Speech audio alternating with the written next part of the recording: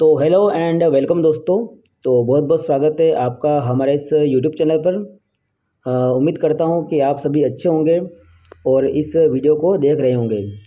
तो आज इस वीडियो के माध्यम से हम जानेंगे, हम सीखेंगे कि हम अपने ऑनलाइन फॉर्म को जो कि हम प्राइवेट जॉब या गवर्नमेंट जॉब के लिए अप्लाई करते हैं उसको हम कैसे फिल कर सकते हैं।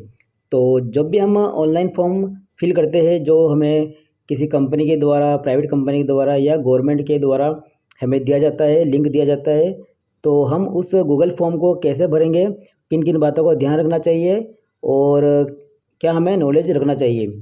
तो आज इस वीडियो में मैं आपको लाइव गूगल फॉर्म भर के दिखाऊंगा और समझाऊंगा कि किस तरह से आप इस फॉर्म को भर सकते हो।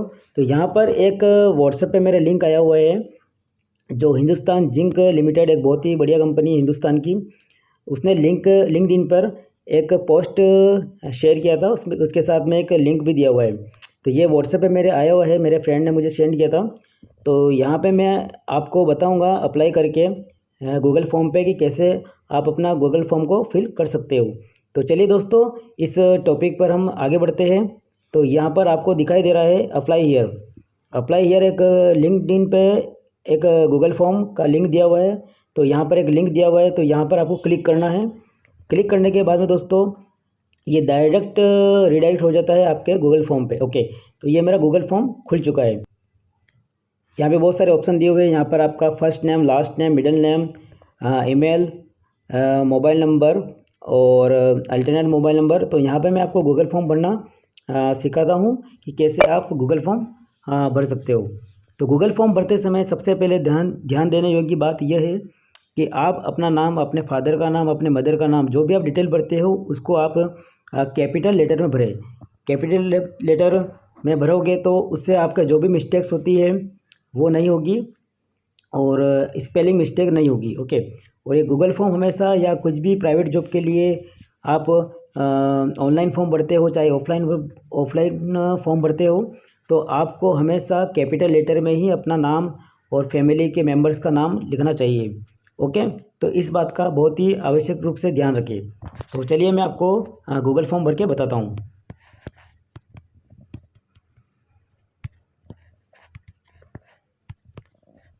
तो ये मेरा फर्स्ट नेम है और मिडिल नेम मेरा है नहीं, तो लास्ट नेम फिल करूँगा मैं।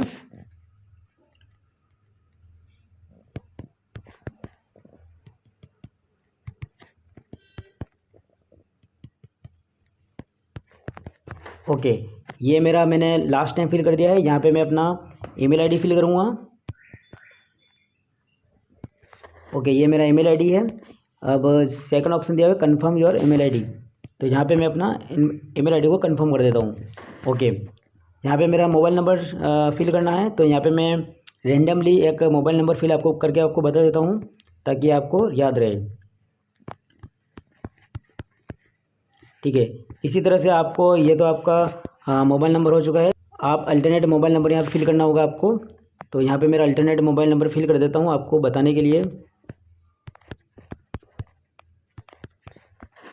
ओके, तो यहाँ पे मैं अपना अल्टरनेट मोबाइल नंबर फिल कर चुका हूँ और यहाँ पे आपके सामने सेकंड ऑप्शन दिखाई देता है जेंडर। तो यहाँ पे आपको जेंडर सेलेक्ट करना है। ओके, जेंडर सेलेक्ट कर चुका हूँ। यहाँ पे आपको डेट ऑफ बर्थ फिल करना है। तो डेट ऑफ बर्थ फिल करते समय आप ध्यान रखें कि सबसे पहले आप अपना ईयर को सेलेक्ट करना होगा। तो जैसे मैंने यहाँ पे अपना ईयर सेलेक्ट कर लिया है, उसके बाद मंथ पे जाएंगे अपन। मंथ पे जाने के बाद में डेट को सिलेक्ट कर लेंगे। ओके, तो यहाँ पे मैंने अपना डेट ऑफ बर्थ फिल कर चुका हूँ। तो मेरी एज कितनी हो रही है टोटल, एज आपकी यहाँ पे एज लिखनी होगी। तो यहाँ पे मैंने अपनी एज लिख दी है। फादर नेम हमेशा कैपिटल में आएगा।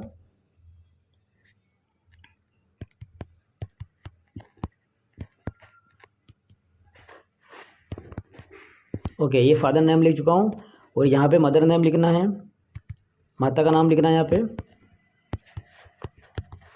ओके, यहाँ पे मैंने अपने माता का नाम लिख चुका हूँ और यहाँ पर आधार नंबर वाला जो ऑप्शन दिया हुआ है, यहाँ पे आपको अपना आधार नंबर फिल करना है जो कि 12 अंकों का होता है। तो यहाँ पे मैं अपना आधार नंबर फिल कर देता हूँ आपको शो करने के लिए। ओके, तो यहाँ पे मैं अपना आधार नंबर फिल कर चुका हूँ और यहाँ पे कंफर्म करना होगा आधार नंबर को। ओके, तो यहाँ पे मैं अपना आधार नंबर फिल कर चुका हूँ और कंफर्म कर चुका हूँ दोबारा। अब यहाँ पे आपको स्टेट ऑफ डोमिसाइल मतलब कि आपका जो मूल निवास है वो कौन से राज्य का है, तो यहाँ पे आपको जाकर सेलेक्ट करना होगा। तो जैसे कि मैं यहाँ पर सेलेक्ट करता हूँ बिहार, और जो भी आपका स्टेट है जैसे राजस्थान हो, मध्य प्रदेश हो या महाराष्ट्र हो, तो आपको यहाँ पे फिल करना है और ऑप्शन को सेलेक्ट कर लेना है। ओके, यहाँ पे कैटेगरी आपको फिल करनी होगी। आपकी कैटेगरी क्या है, जनरल है, ओबीसी है, एसटी, एससी या अदर। तो यहाँ पे मैं जनरल को फिल कर देता हूँ। ओके, अब यहाँ पे मैरिटल स्टेटस को आपको फिल करना है। आपका मैरिटल स्टेटस क्या है, मैरिड, अनमैरिड या डाइवोर्स। तो यहाँ पे मैं अनमैरिड फिल कर देता हूँ। और parents relative working in Vedanta.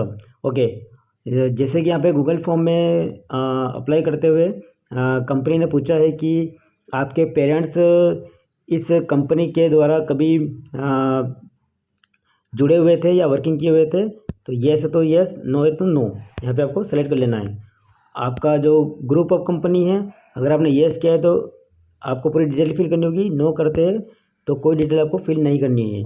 तो स्टेट ऑफ रेजिडेंस, आपका जो आप जहाँ रहते हो, आपका जो एड्रेस है वो कौन से राज्य में है, तो आपको यहाँ फिल कर लेना है। जैसे कि मैंने सेलेक्ट किया बिहार। डिस्ट्रिक्ट ऑफ रेजिडेंस, तो जो भी आपका डिस्ट्रिक्ट है तो यहाँ पे आपको फिल कर लेना है। जैसे मेरा डिस्ट्रिक्ट है पटना, तो मैंने पटना फिल कर दिया है। और आपका जो प्रेजेंट एड्रेस, आपका जो जहाँ पर आप रहते हो अभी प्रेजेंट, वो आपको फिल करना है। तो जैसे मैं आप फिल कर लेता हूँ मेरा जो एड्रेस है।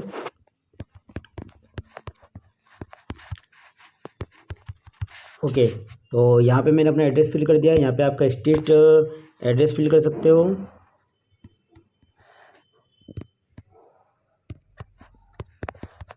ओके, तो यहाँ पे एड्रेस में कैपिटल लेटर में फिल नहीं कर रहा हूँ, स्मॉल लेटर में फिल कर रहा हूँ, क्योंकि एड्रेस का इतना कुछ इम्पोर्टेंस नहीं है। आपको अपने नेम, फादर नेम और आपके मदर नेम का जो स्पेलिंग्स है वो कैपिटल लेटर में फिल करना है, क्योंकि नाम का बहुत ही ज़्यादा प्रॉब्लम होता है। ओके, तो इसी तरह से आप अपना ये एड्रेस फिल कर दोगे।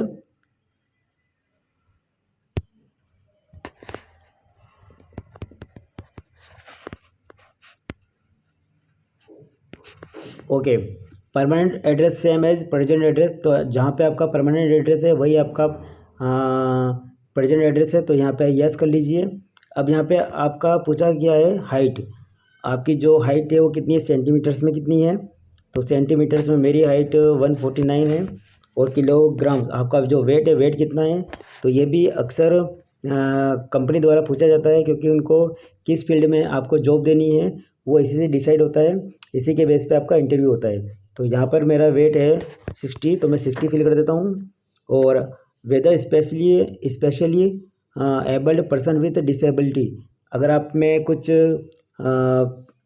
प्रॉब्लम्स है शरीर में, या आपका कुछ भी डिसेबल्ड है, कुछ भी आपका हाथ पैर, तो आप यहाँ पर फिल कर सकते हो येस और नो। तो यहाँ पर मुझे कुछ प्रॉब्लम नहीं है तो मैं नो फिल कर देता हूँ।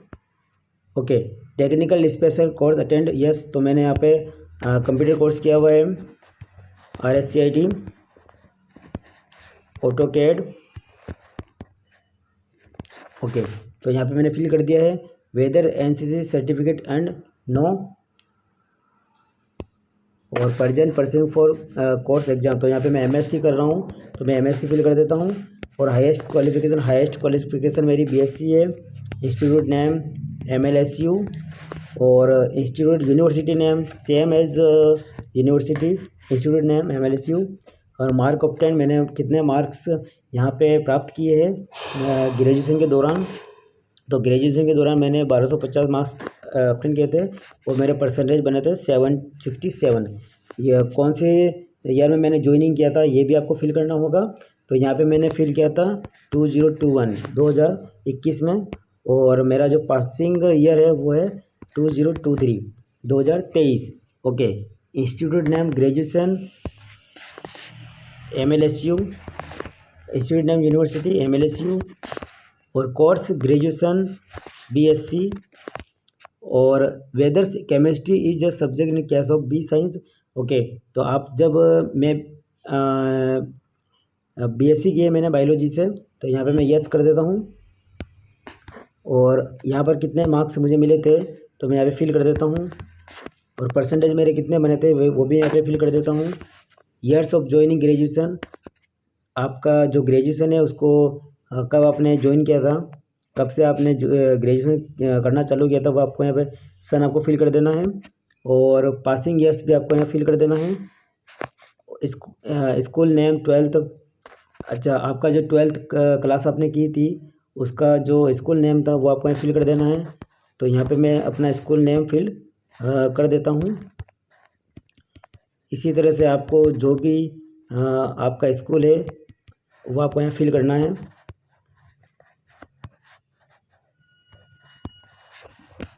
ओके, 12th के अंदर आपकी स्ट्रीम्स कौन सी थी, आपने किस स्ट्रीम से 12th की है, आर्ट्स से, कॉमर्स से, या साइंस से, साइंस मैथ से, या फिर साइंस बायो है। तो मैं PCM, PCB physics chemistry biology, marks of 10, यहाँ पे मैंने कितने मार्क्स प्राप्त किए थे during 12th standard examination. Okay, तो यहाँ पे मैं अपना मार्क्स फिल कर देता हूँ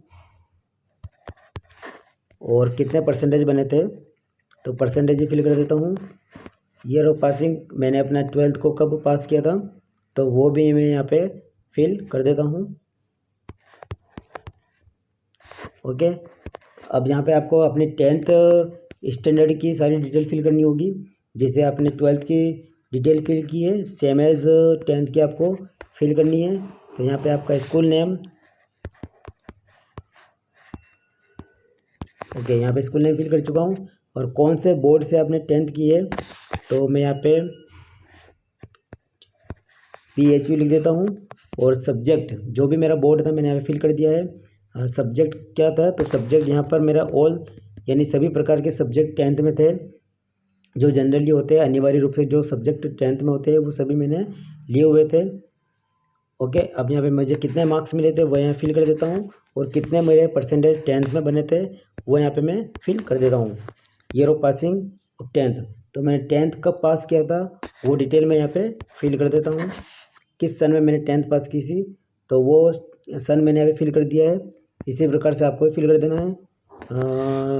नो, यहाँ पे मैं नो लिख देता हूँ। स्पेस अचीवमेंट स्पोर्ट्स, तो स्पोर्ट्स में मुझे कुछ ज़्यादा रुचि नहीं थी तो मैंने स्पोर्ट्स नहीं खेला, तो मैं पे नो कर देता हूँ। ओके, एक्स्ट्रा एक्टिविटी में आपने क्या किया है, सिग्निफिकेंट अचीवमेंट आपका क्या रहा है तो यहाँ पे मैं सोशल वर्क किया था मैंने जब मैं कॉलेज लेवल पे था, और वहाँ पे मैं 3rd पोजीशन अचीव की थी। यहाँ पे मैं फिल कर देता हूँ। Okay, whether currently working on previously employed somewhere, तो इससे पहले मैंने कभी जॉब की है तो नो, मैं भी एजुकेशन पीरियड में हूँ, स्टडी पीरियड में हूँ, तो मैंने अभी तक जॉब नहीं की है तो मैं यहाँ पे नो कर देता हूँ। ओके, तो आप एक प्रकार से अपनी जो डिटेल फिल की है वो अच्छे से चेक कर लीजिए एक बार अच्छे से, और चेक करने के बाद में आप सबमिट वाले बटन पर क्लिक कर सकते हो। तो पहले आप अपना सबसे पहले नाम चेक कीजिए कि आपने जो नाम आपका फिल किया है वो सही है या गलत। तो सबसे पहले मैं अपना नाम चेक कर लेता हूँ। ओके, मैं अपना नाम चेक कर लिया है। Okay, email ID, mobile number, mail, gender check कर लेता हूँ, और डेट ऑफ बर्थ चेक कर लेता हूँ। डेट ऑफ बर्थ स्पेशली बहुत इंपॉर्टेंट होती है। डेट ऑफ बर्थ पे कभी भी आप मिस्टेक नहीं कीजिए, क्योंकि डेट ऑफ बर्थ को मिस्टेक होने पर बहुत प्रॉब्लम्स आती है। जब आपकी जॉब लगती है तो वेरिफिकेशन नहीं होता है। ओके, तो ये सारी डिटेल मैंने चेक कर ली है, और मैं यहाँ पे अब सबमिट वाले बटन पर क्लिक कर दूँगा।